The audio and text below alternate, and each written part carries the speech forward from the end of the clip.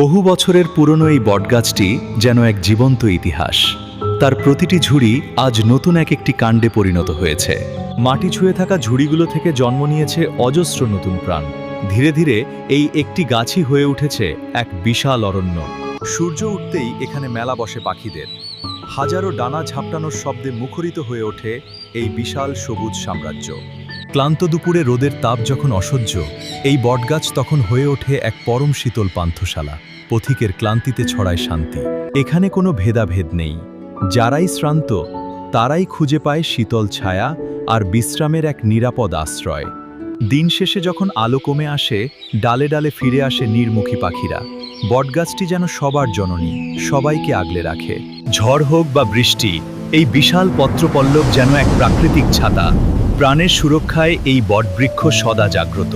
দূর থেকে দেখলে মনে হয় এই বটবৃক্ষটি কেবল একটি উদ্ভিদ নয়, বরং এটি ত্যাগের এক মহান প্রতীক।